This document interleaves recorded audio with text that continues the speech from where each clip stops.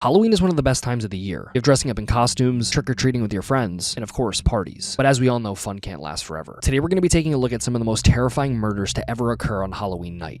What's up guys, it's Chris, and welcome back to Scarier Than You Think. Today we're going to be taking a look at some of the most terrifying murder cases to ever happen on Halloween. This video is not to scare you, but it's to let you know to always keep your head on a swivel. And just because you're having fun doesn't mean something horrible is right around the corner. With all that being said, let's jump into the video. Throwing eggs leads to murder. 21-year-old Carl Jackson was driving his girlfriend and his son home from a Halloween party in the Bronx. They took a side street and all of a sudden their car was hailed by eggs. Carl gets out of the car to confront whoever was throwing the eggs, when the man who was throwing the eggs pulled out a gun and shot him in the head, killing him immediately. Carl was pronounced dead on the scene, later to find out that the man who pulled the trigger was 17-year-old Curtis Jackson. He was charged as an adult and now serves 20 years in state prison. Every Halloween, his mom sends him a Halloween card saying, "I'm glad you're still here."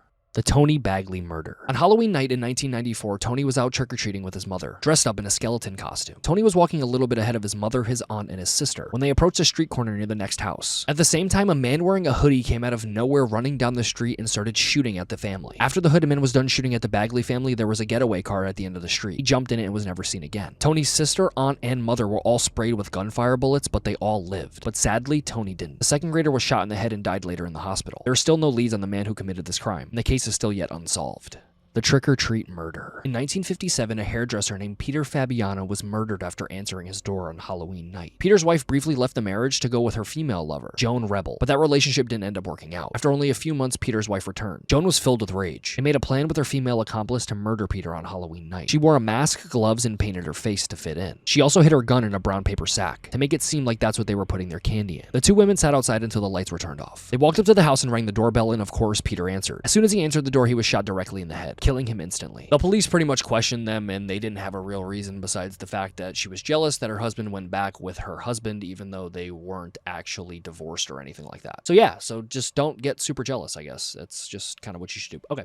Poisoned pixie sticks. On Halloween night in 1974, Timothy O'Brien and his dad were trick-or-treating in Deer Park, Texas. They approached a house that had the lights off, but decided to knock anyways. Nobody came to the door, so everyone in the group decided to continue on, except Tommy's dad. He then quickly caught up to the group holding a handful of pixie sticks, claiming that they came from the previous house, but someone ended up coming to the door after they all walked away. He passed them around to all of the children, even his own too. Timothy wanted a snack after getting home and wanted something from his candy bag. His dad said, "Okay, you can only have a pixie stick though." Sadly, Timothy ate a few pixie sticks and then was dead a few hours later. It was determined that the pixie sticks were actually filled with cyanide. It's a good thing that none of the other kids decided to eat any of them, because, you know. Ronald, his father, ended up telling the police that it came from the house with the lights off, the last house they went to. But the reason the lights were off was because the man wasn't home. He was on vacation. The police started then doing a little bit of digging into Ronald, coming to find out that he just took out 2 insurance policies on both of his kids. He was in over $100,000 worth of debt, meaning that he tried to kill both of his kids to then collect those insurance claims. He then unfortunately only faced 10 years in prison.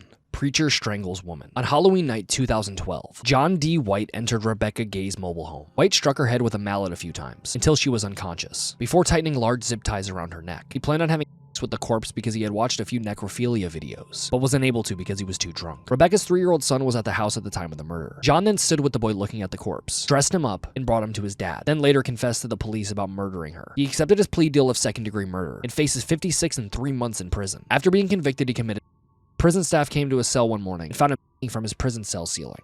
The murders of Leslie Mazzara and Adrian and Zanya. I apologize if I pronounced those wrong. On Halloween night 2004, Leslie, Adrian, and their friend Lauren were handing out candy up until 11 o'clock. After the last ring of the doorbell, they turned off the lights and went to sleep. Later that night, an unidentified man walked into their house and went upstairs. From her downstairs bedroom, Lauren heard screaming from upstairs and knew something was wrong. But she waited until the house went silent and ran out the back door, and leaving in her car to escape the murderer. After years of searching for the murderer, police finally arrested Eric Kopel, who was the husband of one of Adrian's best friends. Kopel turned himself into authorities after they released information of an unusual cigarette brand used by the killer. When he was asked what his motives were, he didn't have one. Unfortunately, though, he did end up murdering Adrian and Leslie. Lasky family murders. On Halloween night 2010, 16-year-old Devin Griffin returned to his family's house after attending church. When he entered the home, he was met with horror, finding the body of his brother Derek and his mother and his stepdad. Devin said that the scene looked like something out of a horror movie, but of course realized quickly that it wasn't. He called his aunt, who then dialed 911. Authorities made an arrest later that night. That William Lasky Jr. had a connection to the murder. He was Devin's 24-year-old son and had a history of mental illness and schizophrenia. And in 2004, he was charged with assault and robbery. He was also accused of hitting his stepmother, pouring coffee on her, and then stealing her car keys. But charges were were then dropped almost instantly. He then pleaded guilty to the murders of his family members. He received 3 life sentences with no chance of parole. In 2015, he was found dead in his prison cell from a self-inflicted wound. The Toolbox Killers. Lawrence Bittaker and Roy Norris were known as a torture team, known as the Toy Box Killers, because they would pretty much torture all of their victims with household items. Most of their victims were also young girls in the Los Angeles area. The men would give ride to hitchhiking girls and take them to a remote location. They would